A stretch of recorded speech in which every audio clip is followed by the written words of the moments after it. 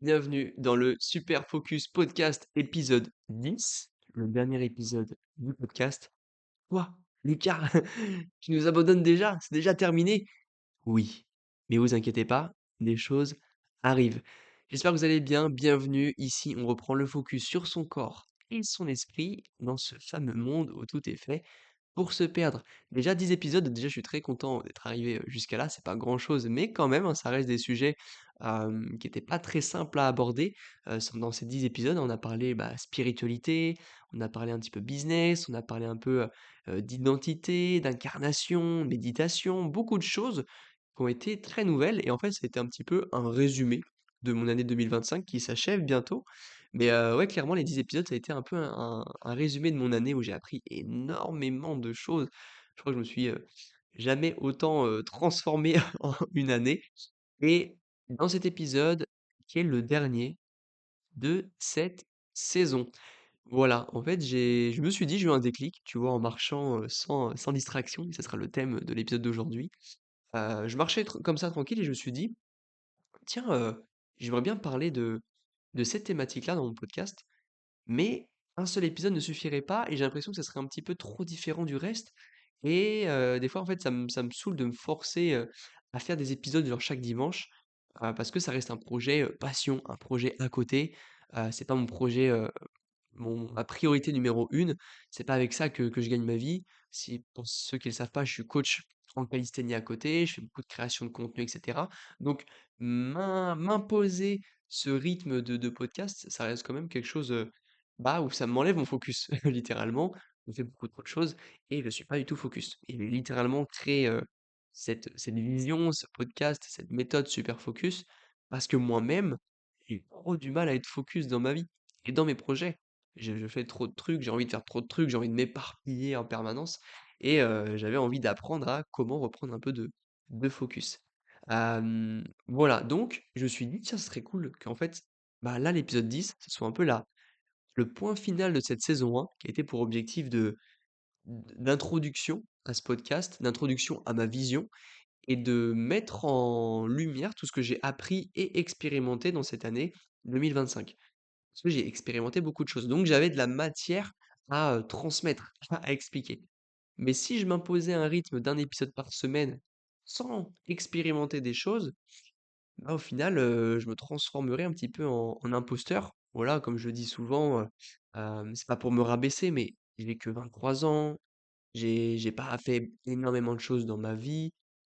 Et hem, j'aime bien ce truc-là, de tester avant d'expliquer, d'expérimenter avant de transmettre. Même si la transmission est un moyen vraiment efficace d'apprendre et moi je sais que grâce aux 10 épisodes de podcast, ça m'a énormément aidé à comprendre des choses et à les expliquer un peu à monsieur tout le monde parce que c'est un peu l'objectif de vous expliquer des choses, hein. La spiritualité, la méditation, c'est pas des choses qui sont, très faciles à expliquer, le business et cetera, que finalement je me suis dit: «Bah, en fait, non, il y a pas de syndrome de l'imposteur à avoir, je suis légitime de le faire et je vais continuer de le faire».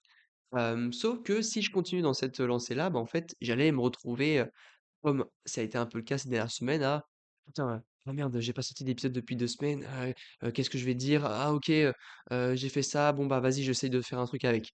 Non, ça me fait chier. J'aime bien vous parler des trucs de façon, sincère, des trucs qui me voilà, une petite flamme, au fond de moi qui a envie de s'extraire et du coup, je l'extrais grâce à ce podcast qui me fait trop kiffer, voilà. Donc petit aparté, donc là, ce sera la fin de la saison 1 et j'aimerais bien faire des thématiques sur les prochaines saisons comme, là, vous avez vu, si vous regardez sur la vidéo, je suis dans un nouveau décor, j'ai un nouveau micro que j'ai volé, à mon coloc parce que j'ai déménagé. Là, de mon retour à Bali, j'ai eu l'occasion de pouvoir rejoindre une coloc à près de Montpellier, à Palavas-les-Flots pour ceux qui connaissent et je vais y rester là, plusieurs mois et ça va être un peu une occasion, moi, d'expérimenter de nouvelles choses. Parce que je suis avec, mes colocs, moi, c'est la première fois que je quitte la mes parents, parce que Bali, voilà, c'était la première fois que je partais 2 mois, à l'étranger, mais c'était pas vraiment, un chez moi, c'était pas vraiment un départ. C'était un peu mon point de départ, officiel, où c'est-à-dire que je savais qu'en rentrant, je n'allais pas rester chez mes parents, mais C'est pas un vrai déménagement comme là, je suis en train de le faire ici, à Palavas avec mes colocs. Donc très content d'avoir eu cette occasion, je l'ai pris et j'ai envie de l'utiliser pour créer un Lucas incroyable en 2026 comme le Lucas que j'ai pu créer en 2025. Donc là, beaucoup de nouvelles choses qui arrivent et par exemple, là, je vais beaucoup, améliorer tout ce qui est de ma nutrition, mon rapport, à la santé, mon rapport au sommeil, mon rapport, un peu à la voilà, aux addictions comme on en parlait et je t'invite, bon, je te le dis maintenant, mais pour comprendre la suite du podcast, il va falloir que tu écoutes l'épisode 2. Donc là, ça va être un peu une suite de l'épisode 2 du podcast, de cette saison 1. Parce qu'aujourd'hui, dans cet épisode, pour finir, pour clôturer un petit peu, eh ben, je prends une thématique vraiment qui m'est arrivée très récemment. Ça a été que mon système dopaminergique a été complètement flingué. Ma dopamine était flinguée. Donc, mauvaise routine, mauvaise santé, pas d'énergie, des douleurs et un torticolis de la mort qui tue qui m'a bien niqué les cervicales et qui est pas venu pour rien. Et je vais vous expliquer comment c'est arrivé, comment j'ai eu ces douleurs, parce que c'était vraiment très explicable. Comment vous, eh ben, vous allez pouvoir reprendre le contrôle sur votre système dopaminergique, sur votre dopamine, grosso merdo, et également contrôler votre vie à la fois ce qui est important, votre santé, votre vie, votre énergie, mais également votre progression dans le sport. Et là, on est vraiment dans une corrélation corps-esprit. Vous allez voir qu'aujourd'hui, on est vraiment sur les deux thématiques de ce podcast, focus corps, focus esprit. Et vous allez voir que les deux sont très liés dans justement ce système dopaminergique. Donc c'est parti, on démarre. Pourquoi j'ai eu cette idée? Parce que j'ai fait un live avec mes élèves de Tenix Academy. C'est ma plateforme, que j'utilise pour coacher mes élèves dans la calisthénie.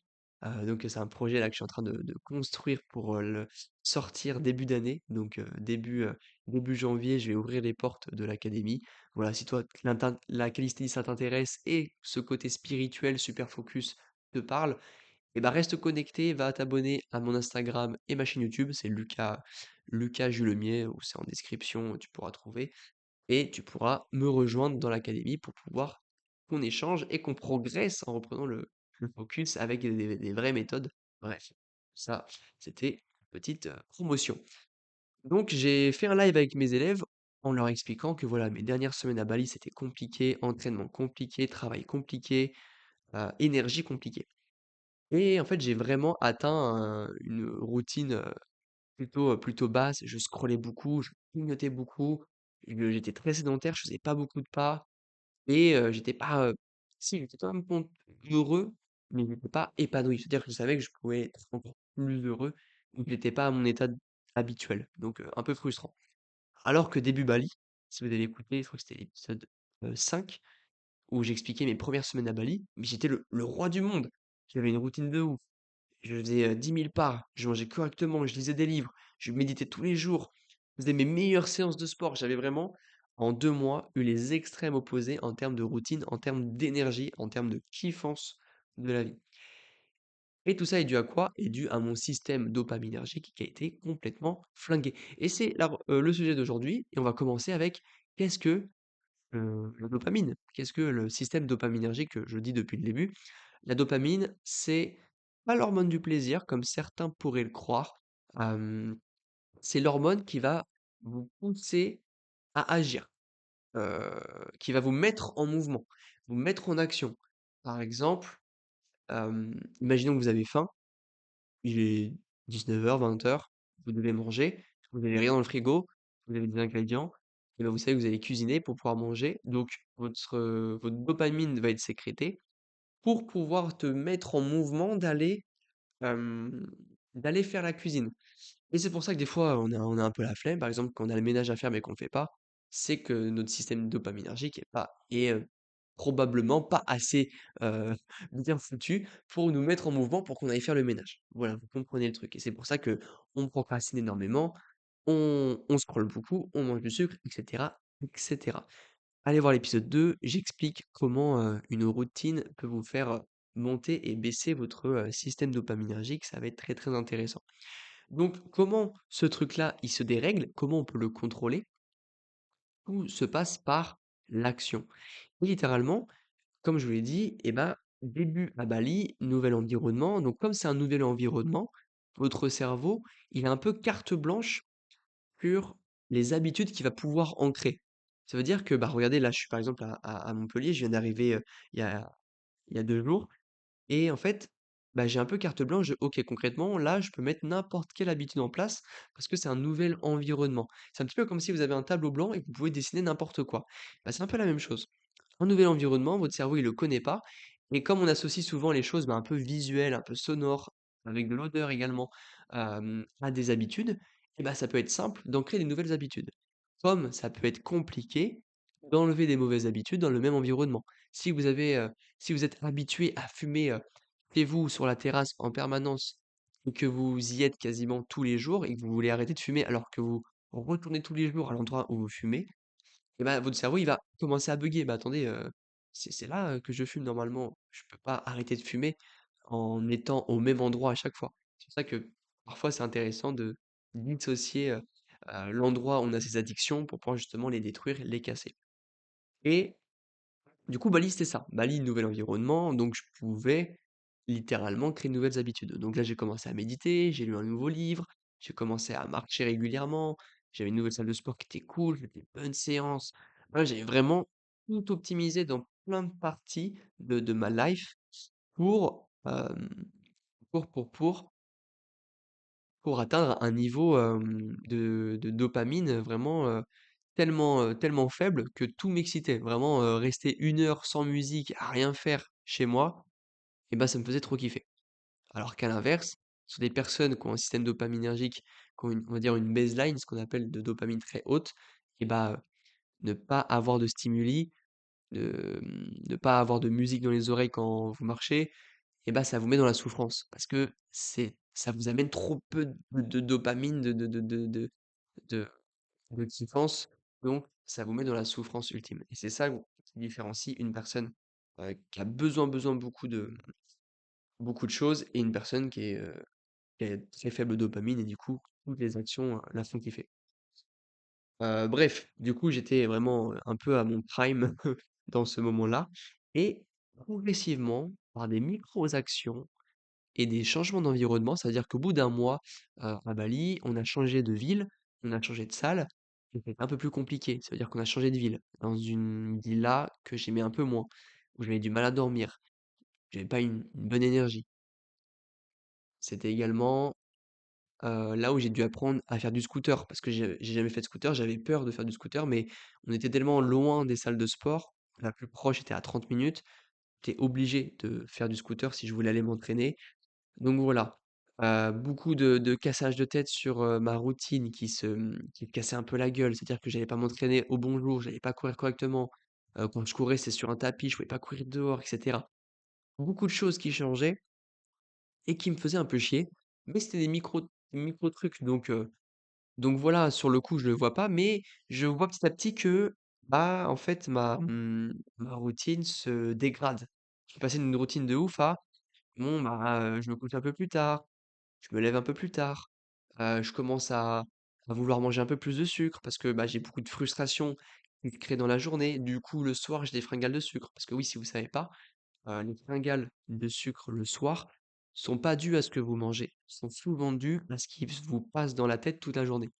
Si toute la journée vous avez dû réfléchir à plein de trucs à faire, vous avez dû faire plein de choix, ça a été compliqué, bref, nerveusement, votre cerveau a beaucoup travaillé et vous avez dû vous mettre dans des conditions, un peu extrêmes, et bah, le soir, le seul moyen que votre cerveau a de se calmer, ça va être de vous mettre des grosses fringales de sucre. Vous allez avoir envie de défoncer vos placards et ça, c'est juste un petit peu pour compenser un petit peu cette souffrance que le cerveau a eue dans la journée. À l'inverse, si vous faites une journée très calme où vous avez par exemple, genre 2 trucs à faire pour votre boulot et que vous les faites très bien, vous arrivez à faire, vous ne procrastinez pas, vous avez pas de frustration, pas d'anxiété, et ben vous allez voir que vous aurez beaucoup moins de fringales de sucre. Donc ça, c'est vraiment un truc de fou, ça m'a un peu changé la donne de savoir ça. Mais du coup, je commençais à avoir des fringales de sucre de plus en plus et bah, moi j'ai été très émotionnel, hein. Vraiment, je prenais en plus on allait au resto et pour moi le resto, c'est toujours associé au plaisir, à la kiffance. C'est-à-dire comme on allait au resto, bah, fallait que je prenne un dessert. Fallait que je prenne un gros plat. Fallait que je me pète le bide. J'avais cette relation au resto comme j'avais en France, où quand en France, je vais dans un resto avec ma famille, bah, je me fais plaisir. Je suis pas là à regarder la carte, je suis pas là à regarder les prix. Je suis là à manger, à prendre un dessert, à avoir mal au ventre et à être content. Passer un bon moment avec ma famille. Bah là, c'est un peu la même chose. Donc, je mange des desserts, je mange des goûters, je prends des petits déj, je me lève un peu plus tard, je commence à scroller un peu plus, 30 minutes, 1 heure, 2 heures, je scrolle le matin, je scrolle le soir, je regarde des vidéos avant de me coucher, bref, plein de petites actions qui s'entremêlent, etc., qui, en fait, je l'ai pas vu cumuler, et bah, m'ont fait atteindre une putain de routine de merde. J'étais sédentaire, je marchais plus, j'ai plus d'énergie, je mangeais de plus en plus mal, je m'entraînais de plus en plus mal. C'était chaotique. Vraiment, là, j'ai jamais eu autant de moments où j'allais m'entraîner sans avoir envie. Bah, déjà, la salle, je l'aimais pas une bonne énergie. Il y avait des moustiques de fou. S'il pleuvait, je pouvais pas m'entraîner. Il y avait pas de ceinture de lest. La ceinture, elle faisait déjà 5 kilos, la ceinture de lest. Donc quand le coach il me dit, tu vas faire des muscle-up à 20 kilos, et que la ceinture faisait déjà 5 kilos, et que les poids étaient en livres, et pas en, ouais, en LB et pas en kilos, et ben je devais faire des calculs en mode putain, comment je retrouve mes 20 kilos? Bref, c'était un enfer. Mais j'en suis quand même sorti, j'étais très assidu. Justement, on va voir pourquoi j'ai réussi à être autant assidu. Mais, mais bref, au fur et à mesure, je commençais à être fatigué. Et il y avait une semaine, vraiment une grosse semaine d'entraînement. J'arrive le dimanche, c'était ma journée où je devais faire un circuit. Donc, un enchaînement de plusieurs exercices avec du poids et sans poids. Mais c'est des trucs assez intenses, hein. C'est vraiment de 12 à 15 minutes à haute intensité, très très dur. Mais j'aime trop ces séances, c'est un peu mes séances préférées de la semaine. Donc moi je suis trop content d'y aller, mais mon corps était craqué, était fatigué. Et du coup, sur la route, je me suis dit, bon Lucas, aujourd'hui, tu feras pas le circuit parce que si tu le fais, bah, ton corps était mort. Vraiment, je me suis écouté, je me suis dit, bon, voilà, mets ton ego de côté, fais un petit peu de mobilité, tu feras quelques tractions, quelques pompes, et voilà, tu feras pas plus. Tu es fatigué. Donc j'y vais, je suis un peu énervé, la salle ça me saoule, en plus j'y allais le matin alors que je m'entraîne jamais le matin. Je commence à m'entraîner et je sens que mon corps il est quand ton corps il est tout cassé, vraiment il était tout cassé. Je commence à m'entraîner, je fais des tractions, je fais des dips et là, mon épaule qui me lâche. Mon épaule, mon cou plutôt, au niveau des trapèzes. Et en fait, j'ai un putain de torticolis qui me prend le cou. Je peux plus tourner la tête à droite, je peux plus la tourner à gauche, je suis bloqué. Donc là, déjà que j'étais pas motivé à venir, j'ai fait 30 minutes de route pour me bloquer le putain de coup. Et ben j'avais le seum. J'avais trop le seum. Je dis putain merde. Et là, franchement, je te dis, mentalement, j'étais au plus profond. J'étais au plus profond, je j'allais mettre dans un café à côté pour bosser, donc je devais répondre à mes élèves. Mais j'avais tellement une énergie négative que je pouvais même pas bosser. En fait, je commençais à faire un vocal et je me dis non mais jamais de la vie je peux leur répondre. Là, j'étais tellement énervé que ça allait se ressentir que j'avais pas envie, que j'allais leur transmettre une énergie négative. Et c'était pas l'objectif. Dans le coaching, j'ai pas envie que mes élèves ressentent mon énergie, donc je leur fais des retours quand je suis bien installé, quand j'ai une bonne énergie. Mais souvent, quand je fais mes coachings, je me mets dans une bonne énergie pour répondre. Je me mets de la musique, je me mets en mouvement. Ça me permet de me mettre dans le mood et leur donner le max d'énergie pour qu'ils s'améliorent. Et clairement, là, j'avais pas d'énergie. J'avais une gros torticolis, je pouvais plus bouger, donc j'ai un peu le seum. Mais je me suis dit, vas-y Lucas, allez, travaille pas aujourd'hui, repos, prendre une journée pour toi. Donc je m'étais réservé un petit massage juste après qui était trop bien. Je pense meilleur massage de ma vie. J'ai trop kiffé. Après, je suis allé manger un burger, pareil, meilleur burger de ma vie. Tout était trop bon. Enfin, j'ai kiffé, alors que j'avais trop mal au cou, mais j'ai trop kiffé ces trucs-là. J'ai acheté quelques petits trucs, je suis rentré, j'ai dit à Matt, bon bah, je suis blessé, fais chier. Mais j'ai quand même pu m'entraîner la semaine d'après, mais bon, un peu galère avec le cou qui était complètement bloqué. Ça m'a pris une semaine pour le débloquer. Et même encore aujourd'hui, j'ai encore des pointes dans les cervicales, dans les côtes. Je vais voir un ostéo qui m'a tout réaligné là. Il m'a dit, ouais, ouais, ça a été au niveau des cervicales. Bref, cette blessure, mon corps qui m'a lâché, c'est vraiment dû aux émotions. Vraiment, j'en suis quasiment persuadé. Alors oui, je pense qu'il y avait quand même du côté mécanique parce que dans ma vie tous les jours, j'étais pas anxieux, j'étais pas frustré, j'étais pas énervé. Je me dis, j'avais plein de petits trucs qui me faisaient chier, mais c'était pas, je pense, assez gros pour niquer mon corps. Alors que vous savez, pour la plupart des gens, pour ceux qui développent des maladies, pour ceux qui développent des cancers, des choses, et ben beaucoup de maladies sont créées par soi-même, par les émotions, par la frustration, par le manque, par des énergies négatives. Sur votre corps, il sait pas quoi en foutre de ces énergies négatives que vous lui mettez dans la gueule. Et le seul moyen qu'il a de dépenser cette énergie, parce que tout se transforme, rien ne se perd, et ben il le met dans vos organes, au niveau du cou, au niveau du cœur, au niveau du ventre. Comment est-ce que vous avez déjà ressenti, par exemple, quand vous n'arrivez pas à dire quelque chose à quelqu'un qui vous énerve, vous devez dire quelque chose d'important à un proche, mais vous n'y arrivez pas, d'avoir mal au cou, d'avoir votre cou qui se bloque quand vous êtes amoureux, d'avoir votre cœur qui se crispe, d'avoir une boule au ventre, tous ces trucs-là, vous voyez, qui sont vrais, que vous avez ressentis, tout ça sont des zones, entre guillemets, qui peuvent être vraiment accentuées si vous prenez pas soin de vos émotions. Et aujourd'hui, toute la population, bah, je te dis vraiment, surtout en France, parce que j'ai vraiment vu un peu ce contraste avec Bali, où Bali, il y avait vraiment, les gens étaient vraiment heureux, il n'y avait pas de frustration, alors qu'en France, je suis rentré là depuis une semaine et voilà, je vois la frustration, l'énervement, tout va mal, tout est triste, tout est noir. Les gens s'autorisent pas à être heureux. Ce qui amène à quoi? Ce qui amène à de la frustration quotidienne, à du manque quotidien, à de l'énervement. Et je comprends, hein, parce qu'on est on est dans une société qui est pas facile. Le monde aujourd'hui c'est pas facile d'être heureux aujourd'hui. Mais on peut quand même être heureux. On peut s'autoriser à être heureux dans un monde où tout va mal. Parce que si vous vous autorisez pas à être heureux, eh bien vous allez vous niquer la santé. Et vous allez niquer la santé de vos proches. Et j'ai écouté un dernier épisode du Précepteur sur la philosophie d'une femme qui parlait de l'égoïsme à propos de ça. Soyez égoïste pour chercher votre bonheur personnel afin de transmettre ce bonheur-là dans le cœur de vos proches.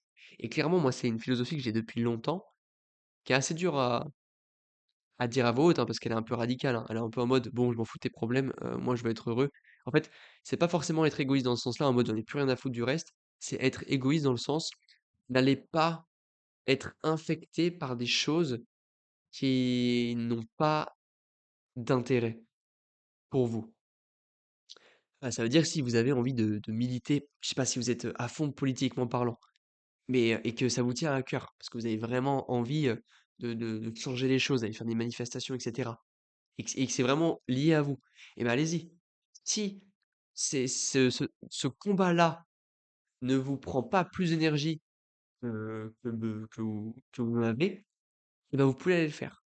Par contre, si vous êtes, entre guillemets, en train de vous plaindre, toujours ruminer, toujours être dans la colère permanente, politiquement parlant, et que vous y allez à contre-cœur en mode ah, ça m'énerve, ça me fait chier, mais faut que je le fasse, je suis obligé, etc. Mais qu'au fond, vous n'avez pas envie, ou que du moins tout ce truc-là vous prend plus d'énergie que vous en avez, bah faut arrêter. Faut arrêter, il faut revoir votre relation avec vos idéologies, avec vos principes. Et clairement, moi, c'est une grosse partie de ma philosophie, c'est clairement, je veux tout faire pour moi être heureux. Parce que je sais à quel point, en incarnant ce que je suis, ce que je veux être, etc., bah, ça va impacter mes proches. Et là, je vous donne un exemple concret.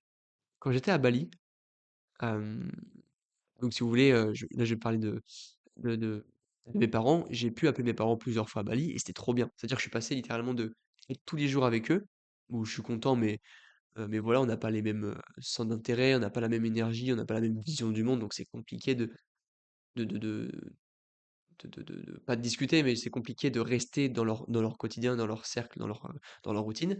Tandis qu'à Bali, c'était moi tout seul. Donc j'ai pu, être encore plus moi-même, encore plus incarner ce que je dis et cetera. Et j'ai eu mes parents au téléphone et heu et en fait, j'étais trop heureux. Trop heureux parce que mon père, il me dit: «Ouais, j'ai perdu, 16 kilogrammes. Ouais, j'aimerais bien, courir un semi-marathon». Ma mère aussi qui court. Ils vont tous les 2 au sport. Ils améliorent leur relation entre eux. Bref, je me suis dit: «Waouh, attends, et ils mangent mieux». Genre, je suis rentré là et mon père, le matin, je l'ai vu manger des œufs et des avocats. Truc que j'ai jamais vu faire alors qu'avant, il mangeait des céréales le matin, tu vois? Et j'étais en mode, ça veut dire que juste moi, en incarnant le fait de bien manger, le fait de faire du sport, le fait de se dépasser, le fait de réussir, de vivre de ma passion et le fait d'être épanoui dans sa vie, et bah, ça propage cette énergie autour de moi. Mes parents, du coup, ils se sentent un peu obligés de mettre en également. En fait, ils ont pas le choix. En fait, si vous voulez, en incarnant vos idées et votre bonheur, vous mettez forcément en lumière les problèmes des autres. C'est-à-dire que quand vous allez parler à quelqu'un qui, lui, n'est pas aussi heureux que vous, ou du moins qui incarne pas les mêmes choses que vous, et et qui devrait le faire, qui sait qu'il devrait le faire mais qui le fait pas, et bah, chaque fois que vous allez lui parler, c'est comme si il avait un miroir en face de lui et qu'en fait, il est en train de se parler un peu à lui-même, un peu à son démon en mode: «Ah putain, Lucas il fait ça, Lucas il fait ça, tel il fait ça, tel il fait ça et moi non. Donc il y a un problème». Et en fait, là, il y a 2 types de comportements. C'est soit les gens vont voir ça et vont se transformer en jalousie, donc c'est clairement cette émotion, la jalousie de voir que cette personne qui fait les choses parfaitement, qui est musclée, qui est heureuse dans sa vie et cetera, qui est riche, et ben, on va lui chier dessus. «Ah, on est jaloux, je suis pas content, si s'il est riche, c'est parce que X, Y, Z». On va mettre, des émotions négatives sur cette personne parce qu'on n'est pas prêt à nous recevoir, à nous faire les modifications pour changer. Ou à l'inverse, on observe cette émotion un peu négative, cette jalousie, et on se dit: «OK, donc si je suis jaloux de cette personne, qui a réussi sa vie, qui vit de sa passion, qui est musclé, qui est en bonne santé et qui est ultra heureux, si je suis jaloux de cette personne-là, c'est qu'il y a un truc au fond de moi qui va pas. C'est faut que je modifie des trucs». C'est-à-dire que ce que je suis en train de faire actuellement, eh ben, c'est pas encore assez aligné avec ce que je veux être. Et le but, c'est pas de copier-coller la personne, c'est juste de comprendre en quoi on est jaloux de cette personne et qu'est-ce qu'on peut prendre de cette émotion pour la modifier. Et pour plus que l'émotion soit là, négative, à te bousiller ton cerveau, bousiller ton corps et t'amener des maladies et te détruire petit à petit, mais qu'elle soit là, à l'inverse, ça te rend tellement heureux, tellement conscient, qu'à la fois ton corps va te remercier, parce qu'il va être en bonne santé, mais à la fois tu vas sauver tes proches, tu vas sauver tes amis, tu vas sauver ta famille. Parce que en incarnant, en étant heureux, je t'assure que tout le monde autour de toi va obligatoirement devoir changer. Et c'est la plus belle des choses. Et moi, j'étais trop dans le combat au début en mode, ah, tu sais, quand on démarre un petit peu le dev perso ou découvrir un peu la spiritualité, ou justement vous écoutez ce genre de podcast et vous avez un peu des révélations en mode, ah putain, mais ah, il a trop raison, putain, faut que tout le monde fasse ça. En mode, tu comprends des choses et une fois que tu les as compris, tu te dis, tout le monde devrait comprendre ça. Et du coup, tu es dans ce truc-là de, moi j'ai raison, les autres ont tort, écoutez-moi parce que je suis en train de comprendre des trucs que vous avez pas compris. Et en fait, tu es dans un combat de confrontation de: «C'est pas bien ce que tu fais alors que moi c'est bien». Et moi j'étais dans ce truc-là, avec mes parents, avec, ma famille, avec mes amis, je voulais qu'ils fassent comme moi. J'étais en mode: «Non mais moi je fais la je fais je suis le meilleur, faites comme moi». Et en fait, c'est la pire chose à faire. Parce que du coup, c'est la frustration de voir que les gens font pas comme moi. Mais également, eux, si tu leur fais un combat de c'est pas bien ce que tu fais, aucun moment ils vont vouloir changer. Parce que le changement, il va pas venir de toi, il va venir d'eux-mêmes. Et pour qu'ils viennent d'eux-mêmes, eh ben, il faut qu'ils se confrontent à un miroir, comme je t'ai raconté tout à l'heure. Et le miroir, c'est toi qui vas le poser, sans même que tu dises un mot, tu vas le poser devant eux. Et ça, c'est incroyable. Waouh, je parle. Je pense qu'il fera un peu plus de 30 minutes ce podcast. Allez, pour finir cette saison 1, on va se faire plaisir aujourd'hui. On va aller un petit peu plus que 30 minutes. Donc voilà, mon système dopaminergique a été déréglé. Et là, complètement, ce qui est fou, c'est que comme j'en ai eu conscience de ce truc-là, je savais exactement quoi faire pour reprendre le contrôle dessus. Et qu'est-ce que j'ai fait pour reprendre le contrôle dessus? Bah, je savais que c'était des choses simples. J'ai désinstallé Instagram. Je scrollais 2 heures dessus, bah, si désinstalle Instagram, bah, je scrolle plus 2 heures. Donc j'ai du temps libre, on va dire, pour m'ennuyer. Vous allez me dire, le pire, c'est que moi, c'est mon travail. Je travaille avec Instagram, je trouve mes clients avec Instagram, je parle à mes abonnés par Instagram. C'est un peu mon travail et je l'ai quand même désinstallé. Donc tous ceux qui me disent: «Oui, mais Instagram, je parle à mes copains, je peux pas désinstaller». Si, tout le monde peut désinstaller, c'est bon. Les gens, ils vont pas t'oublier au bout d'une semaine. Désinstalle 7 jours et ça va te faire du bien. Donc j'ai fait ça, j'ai commencé à mieux manger, à reprendre, un peu plus de protéines, de lipides, faire attention, à de moins en moins grignoter. Ça veut pas dire que j'ai tout arrêté, c'est que j'ai quand même continué à grignoter, mais en portions plus réduites et en fait, ça s'est fait petit à petit, comme dans l'autre sens. C'est-à-dire que dans le sens où ça a tout dégradé et que ça m'a niqué et bah, là, ça a commencé à tout améliorer et aller de mieux en mieux. Et je savais que mon retour de Bali, mon retour en France, allait me permettre de recréer une routine parce que, comme je vous l'ai dit, changement d'environnement. Et moi, j'ai eu la chance que, avant Bali, j'avais une routine de fou chez moi, dans ma chambre chez mes parents, dans ma salle, dans ma ville. J'étais trop bien, donc en revenant, j'ai pu rapidement reprendre ces mêmes routines, cette même nutrition, et mon énergie est revenue assez rapidement, donc ça, c'était trop cool. Et là, encore plus, ici, à Montpellier, où littéralement, là, j'ai fait mes courses, on allait se baigner dans l'eau froide ce matin, je suis allé courir 11 kilomètres, j'ai travaillé, là, je fais le podcast alors qu'il est 22h45, tu vois, que je pourrais pas faire chez moi. En fait, je suis dans un flow de malade. Je suis dans un flow d'énergie, de travail, d'émotions tellement positives que je suis trop heureux. Là, littéralement, je suis trop heureux. Je suis vraiment à l'opposé des 2 dernières semaines à Bali qui ont été compliquées. Là, j'ai vraiment réussi à reconstruire une routine et je sais que là, comme je viens d'arriver, que depuis hier, depuis 2 jours, depuis hier donc un jour, et ben, je peux construire cette routine. C'est-à-dire que demain matin, je vais encore aller me baigner. Je vais encore aller marcher un petit peu au lever du soleil. Je vais encore manger correctement. Là, aujourd'hui, j'ai trop bien mangé. Je me suis fait des patates douces avec de l'huile d'olive et de l'ail, avec mon fromage au lait cru et mon pain au levain en tartine pour l'entrée. Ce midi, j'ai fait des avocados toast avec un guacamole fait maison et des œufs par-dessus avec du curcuma. Bref, c'était trop bon. Et j'étais plein d'énergie. Je suis plein d'énergie là. C'est vraiment un truc de fou. Le changement qu'il y a eu là en quelques jours et que je vais continuer à avoir, c'est trop bien. Alors oui, peut-être que dans les prochaines semaines, en plus là, il y a les fêtes qui vont arriver, donc les routines vont être un peu plus chaotiques. Vous allez grignoter, vous allez manger du sucre, vous allez manger des chocolats, des bonbons, vous coucher tard, faire la fête, boire de l'alcool.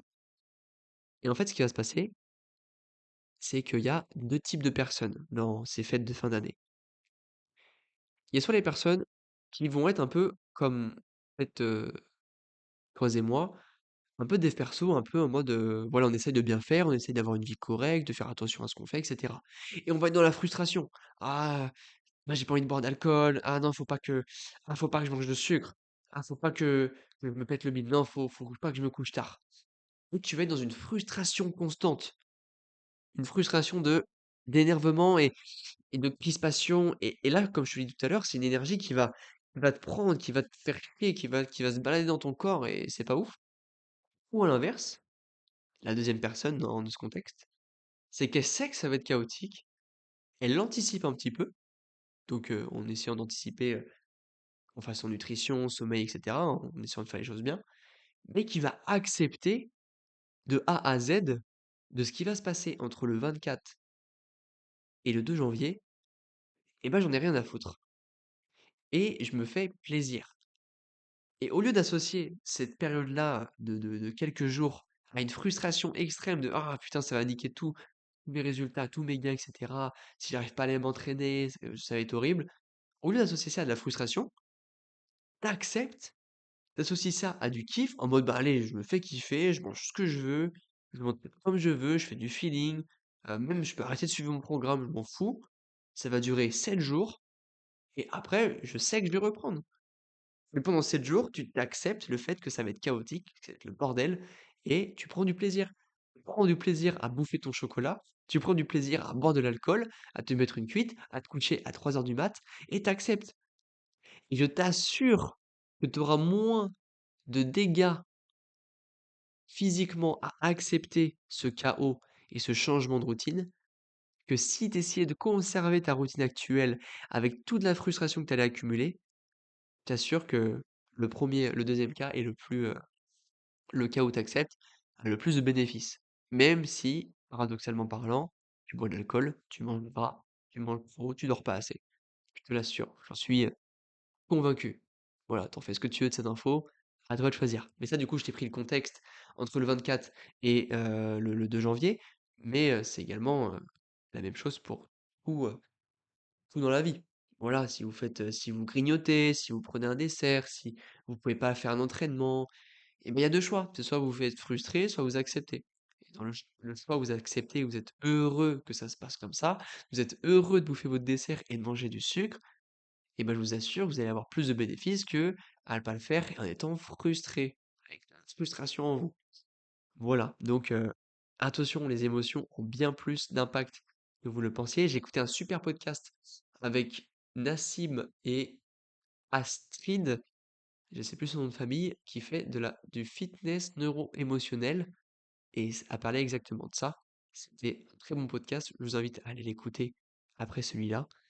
Non, d'abord aller écouter l'épisode 2 où je parlais de mes addictions et de dopamine et aller écouter celui de Nassim avec Astrid juste après. Très intéressant. Voilà, merci de m'avoir écouté. C'était épisode 10, un peu plus long que les autres. Allez, c'est un peu le bonus pour le dernier épisode de cette saison 1.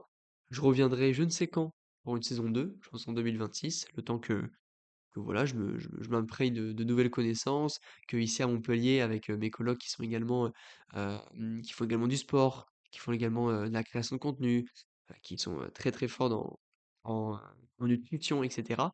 Je vais apprendre énormément de choses avec eux, mais je vais pouvoir vous transmettre ces connaissances, mon expérience dans ce podcast dans les prochaines saisons.